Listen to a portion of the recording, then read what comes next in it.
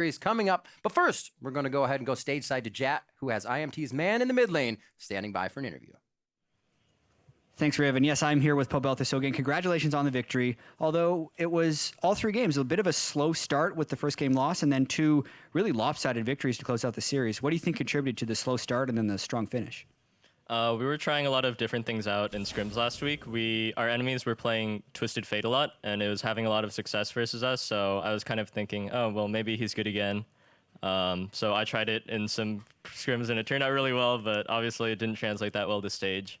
They were just playing really safe, so I was like really trying to force things, and so I had some times where I just poured it in and nothing happened.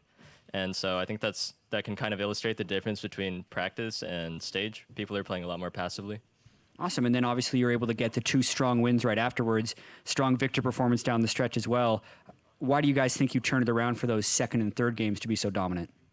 Second game we got Vladimir, and Vladimir's just really OP, so I felt like we won as soon as I locked in Vlad. And then the third game we just had a really excellent early game. Like top lane got a kill, mid lane and bot lane all got a kill at the same time, and we were like 5-1 within the first 5 minutes of the game. So that just set us up for a really easy snowball victory.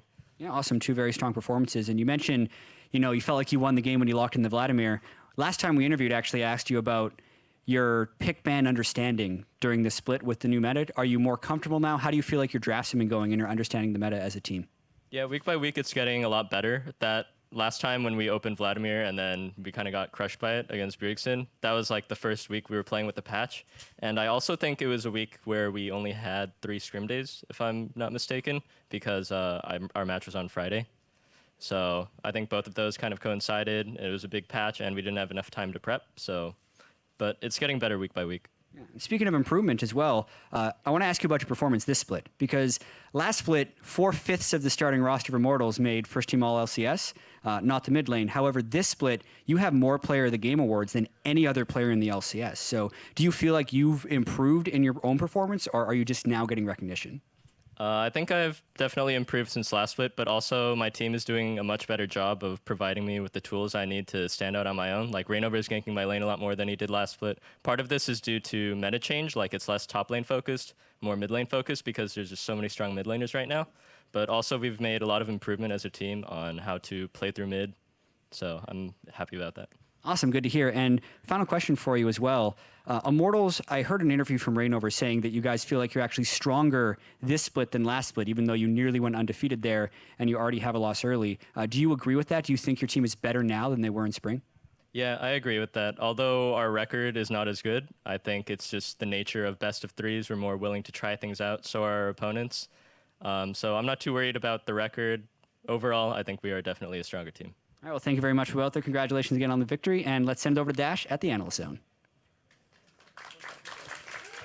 Thank you very much, Jet. Very insightful interview. We're kind of getting a look at all kinds of things. And, the thing that stands out to me initially is his point about as the game changes and resource distribution changes, you definitely can end up showcasing certain players more than others. And it's not necessarily because they weren't performing well in the past. They're just in a better position to carry this time around. That's neither here nor there. To start, Immortals taking a victory over CLG here, 2-1 in our best of 3. And I want to dive right into it because after a win from CLG in Game 1, followed by 2 very dominant games by Immortals, I feel like there's some discussion to be had on both ends, right? And it all starts in Champ Select once again, because we collectively felt that the compositions built by both teams are workable, that it isn't CLG's losing this because they're not building the right team composition. That's not where the breakdown is. Yeah, I like CLG's draft actually quite a bit. I talked about Darshan maybe going to Fiora. He did end up doing so, but similar to in Game 2, he got massively behind in the early game. We saw over 50 CS to about 10 from Huni Darshan in the early game. And when you get that far behind, the game gets very, very hard to play regardless of your setup. And to me, it's kind of surprising because CLG has always been the team that was so excellent in these lane swaps. But 2 games in a row, they really struggled, especially playing around Darshan in that lane swap. And he just got so far behind that it was almost said and done from the get-go. Right, and once again, we see that really early gank from Reignover pre-3 minutes into the mid lane. This definitely was one of the things that contributed to what was Pobelter was saying. I'm getting more resources now. My team is putting me in a position to shine, and it only compounds when you see him on the likes of Victor, where he has a very masterful understanding of that champion. Yeah, he's an excellent Victor player for sure, and getting those resources means he's able to hit these item breakpoints very, very quickly. And on Victor, I think it's even more important than it is on most champions, just because of the way that the functionality of the spells change as you get those upgrades with the perfect Hex Core. Right. You know, the ultimate moving faster in combination with the Rylai's, in combination with the Ghost, means you're almost inescapable. And when you hit those item breakpoints very early in the game, it's pretty much lights out for a lot of other players. If you get tagged by that E, you're just going down. I mean, we saw it happen a couple times. 6A got caught out by the ultimate in the mid lane. You know, he was able to pop Puhi going through the magical journey once or twice, and he's playing it very well, but he's also, you know, getting catapulted to these breakpoints very quickly because Reignover's helping him. It just frees you. It gives you license to do whatever you want and know that you can execute on those decisions. Now, let's jump into a replay here because this game fell apart quickly. If you're in the CLG camp, that is. Of course, if you're in the Immortals camp, everything went right, all within the span of about a minute and a half. Yeah. So here it starts. I mean, we see Reignover in place, you know, ganking onto Huni once again. Huni had already died one time, and you know, so in the mid lane, they pick up another kill. Yes, they are able to trade this back, but at the same time, you know, things are starting to kind of go a bit rough in the top lane. And so it's a kill in the mid lane, and now Darshan has been zoned off the wave. Immortals wants to push up and kind of try to take him out. And Afromu and Darshan are really not on the same page in this fight. You know, Darshan goes in as Afromu portals out, and then Darshan flashes up as Afromu re-engages. And this is a fight that I really felt they should have been able to not only win, but actually I think they should have been able to comfortably win this fight. Because it's Immortals tanking an entire mini wave the whole time. You're fighting against an Ezreal and a Karma. Those are two skill shot champions that the minions will body block for you. Just stand in between the minions and hit them. You'll kill them. And of course, while all this is happening, Stixay in the bot lane by himself gets 2v1. That first tier turret's not there. He's pushed up. He's very susceptible to a gank. And then, of course, we jump back to the top lane. We see Darshan get taken out.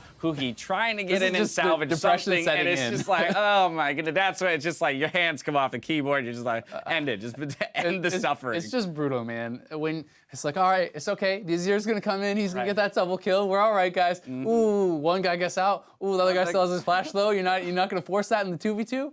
And you don't get anything. It's rough. It's rough. And this is, you know, an 0-2 Azir making the roam in the top lane, picking nothing up. You know, giving up farm mid lane to an already ahead Victor. So just everything went wrong all at once, and it was really a lot of misplays for a CLG. Everyone always talks about they're the team play team. They're the ones, oh, maybe they're not as individually talented, but they are godlike playing together as a team. And here they really were not. You know, they were not on the same page, especially that 2v2 top lane. With how well Darshan performed in the game from this deficit, imagine if he's not behind from the get-go, right? Imagine if he's not down 50 CS. He was already solo killing Huni when Immortals is like 12,000 gold ahead. What would the game have looked like had that 2v2 gone the other way? And we have to remember that all this action happened around the 8-minute mark. This was a 4K gold lead on the back end of all of this. That's an absolutely insane deficit to try and claw your way back from. And ultimately, that's why there's a point where you can't really analyze the rest of the game, right? You know, we get to that 15-minute mark and we're like, well, when there's a 8K gold lead at 15 minutes, nothing after that matters in terms of analysis, in terms of determining whether or not this team is improving or regressing. When you're that far behind, pretty much every decision you make looks bad because nothing really is going to work. Everything is kind of destined to fail. You have to kind of go to desperation mode, roam around the map, try to get these odd number fights and get picks. And CLG, to their credit, actually did a pretty admirable job of finding kills and kind of delaying the game a little bit. You know, they were massively behind. This could have easily been like a 22-minute game or something ridiculous. They were more behind than they were in game 2, and the game went longer. Some of that could be a product of the champions of the game, but regardless, CLG definitely still making stabs at getting back into it.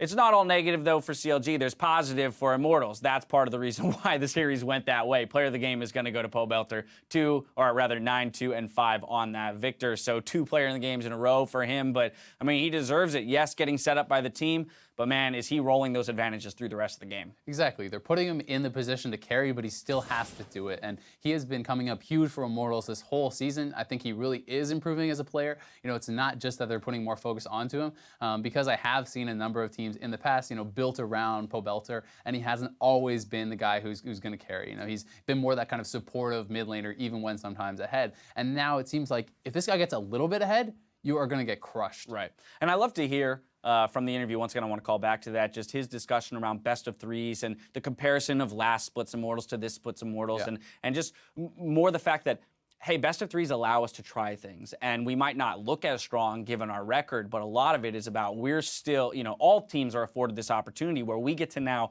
play enough games that we can actually find our best selves. When it comes to determining the meta, they had the answer wrong in spring. I like to believe that with the number of games they have this time around, they'll find the right answer. That's what I was going to say. You know, it's not about the regular season. Yes, that's important, but it's about playoffs. Immortals had their eyes on first place in the spring split. They were not able to come through with that. You know, disappointing finish for them, finished in third, and now they want to be able to battle back. They want to be the ones contending for the title and allowing themselves the opportunity to maybe give up some games, but try different things, see what works. So when you get into those bigger best of series, you have that experience under your belt, and you have the confidence to be flexible. Well, once again, that's going to do it for our first series of the evening. Immortals coming out on top 2-1, but there's more league action coming your way as Apex takes on Liquid in our second match of the evening. We're back in just 3.5.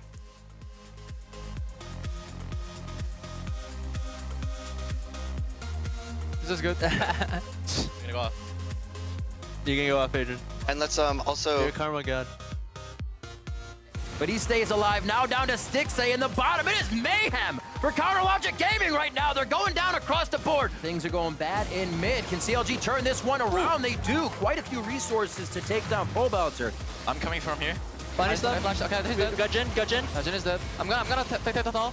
Tell me who you're ulting, Huni. It's here. I need to ulti myself. Okay. I can shield you. Okay. I can exhaust him. Fiora. I'm good. I'm a snare him. Okay. Push mid.